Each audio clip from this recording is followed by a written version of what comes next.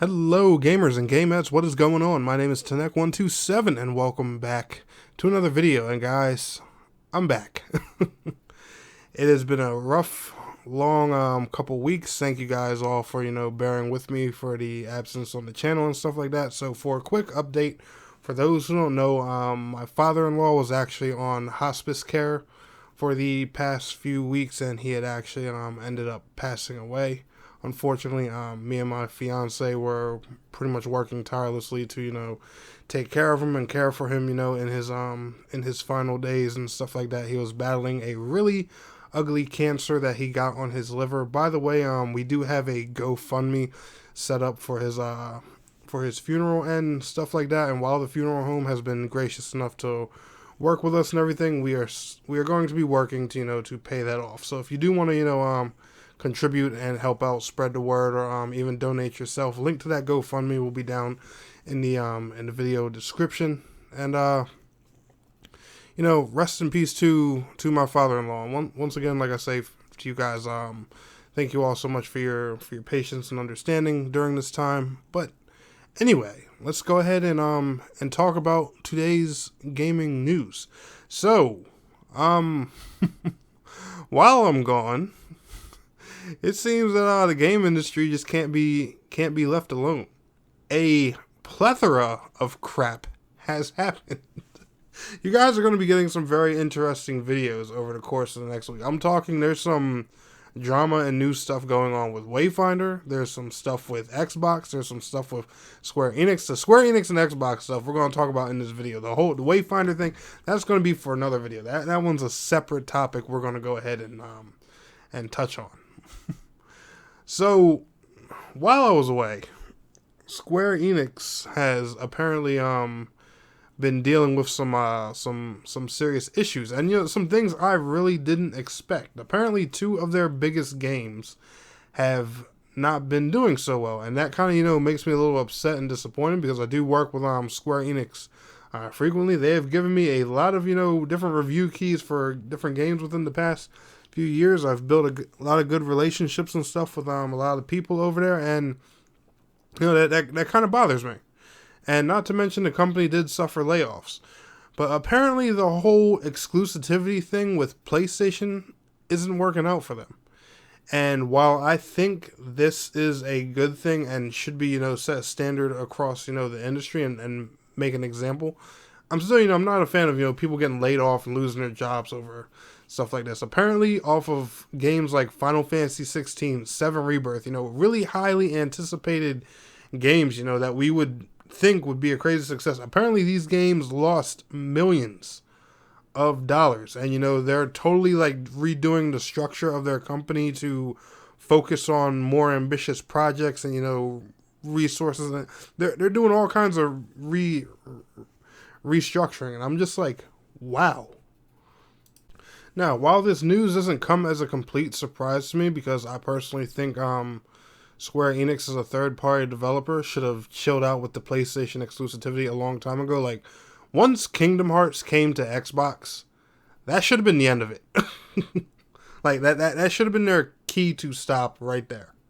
Kingdom Hearts 3 was a phenomenal success, and one big reason for that is because it launched on pretty much everything. You can even play it on Switch. It's a cloud version, sure, but it's still, Kingdom Hearts 3 has done tremendously because it came out on everything. I'm even surprised that game didn't get any current gen support.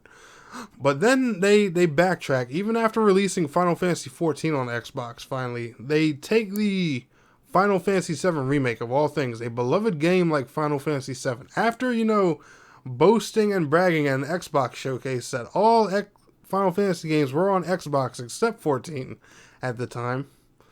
And then they go and make the 7 remake exclusive to PlayStation. Yeah, that whole thing just never made sense to me. While, the 7 remake itself was successful because that, launched on PlayStation 4, which is a console that had a lot more numbers out there than the PS5 does, I still just think, that was a silly move. 7 Rebirth and 16 should have been Xbox games day one.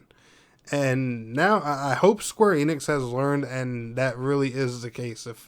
If I don't see 16, 7, and 7 Rebirth on Xbox within the next year, I'll be highly shocked. So Xbox fans, honestly rejoice, because Square Enix are taking a whole new approach, and you know, it's just going to be full on third party from here on out. They're going to be supporting more on platforms. I'll leave a link to an article about it down in the description below for you guys to see for yourselves. But with a simple Twitter search, you can find it everywhere, all over the internet.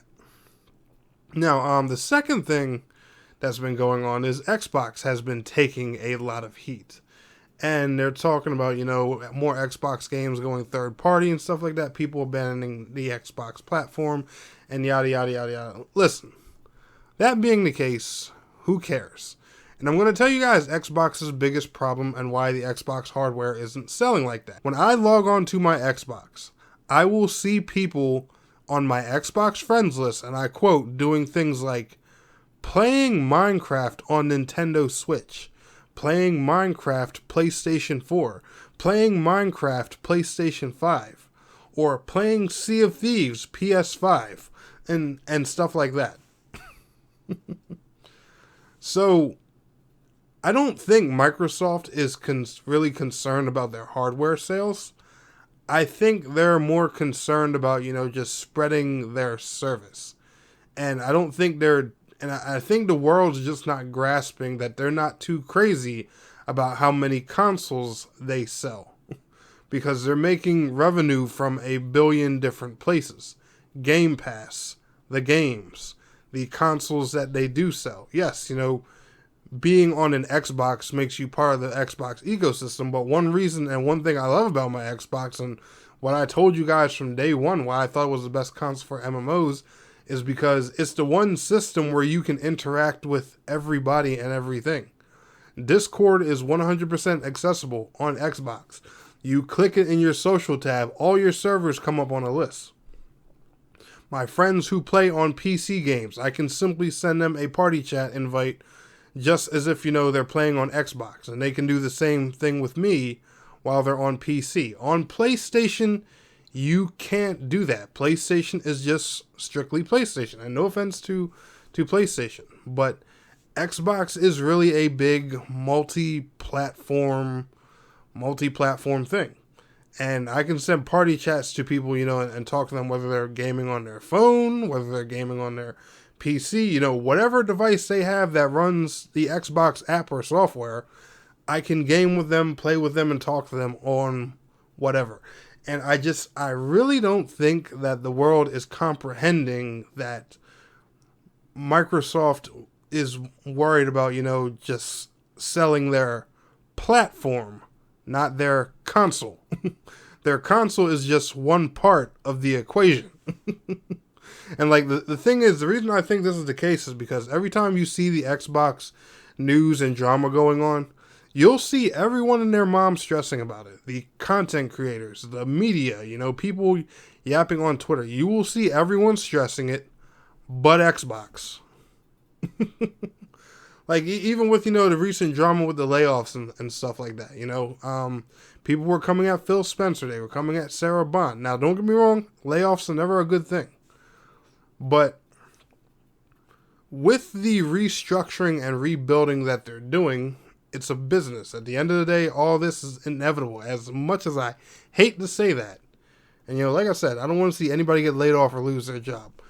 But it's literally just what's going to happen. And I won't be surprised if this is the last thing. They have a whole structure they have to rebuild, because I'm pretty sure Activision and Blizzard is a huge company, and they just added that to Microsoft. I can only imagine the kind of games of chess and rearranging that Phil Spencer has to play to now put this company in a proper direction. I'm just saying, guys, that's my opinion on it.